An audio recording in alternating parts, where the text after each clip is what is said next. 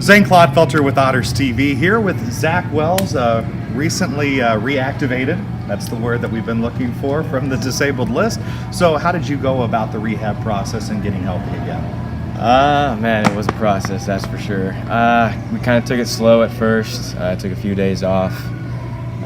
Kind of just did some muscle stimulation and a lot of stretching. Then we slowly got into it, doing air squats, lunges, jogging.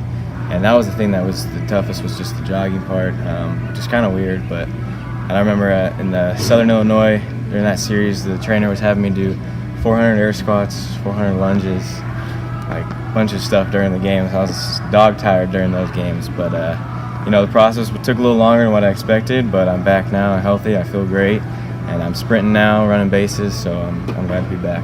So our trainer Haley Miller was then public enemy #1 for you. Is that what you're saying? Absolutely. Yeah. Hey. She did not go easy on me, but I'm glad that it worked out how it did. So she got me back playing, and hopefully tonight goes well. My favorite thing about trainers, by the way, is whenever you get hurt, and I've broken several bones. When you get hurt, you go to a trainer and you tell them, "Man, I'm having extreme discomfort in this respective body part." You know what the first thing they do?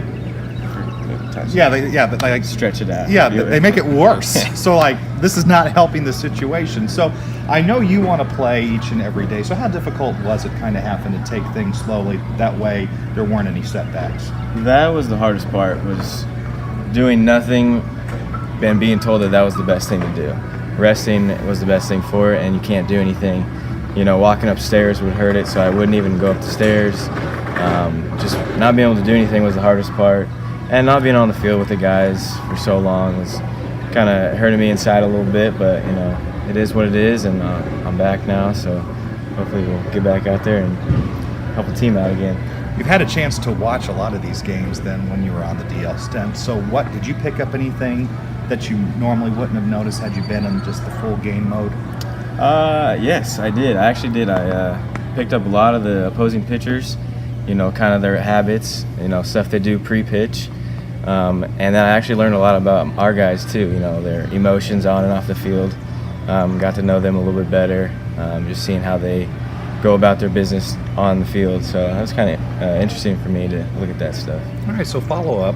Out of your observations, who on the Evansville Otters on the field is the most calm, cool, and collected regardless of the situation? I'd have to go with either Ryan Long or Jeff Gardner. Okay. As far as calm and collective at the hitters.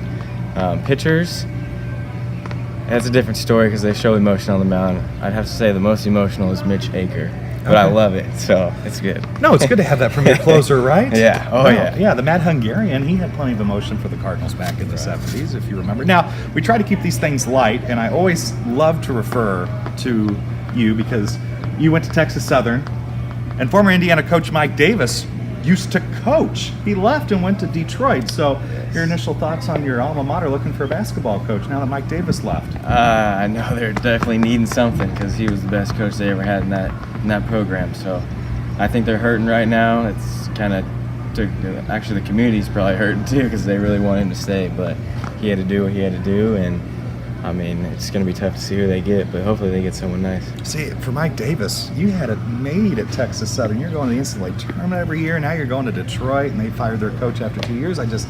Why, Mike? Why? I don't know. Look at this alum. Look how sad he is that Mike Davis is no longer the head coach of Texas Southern. Yeah.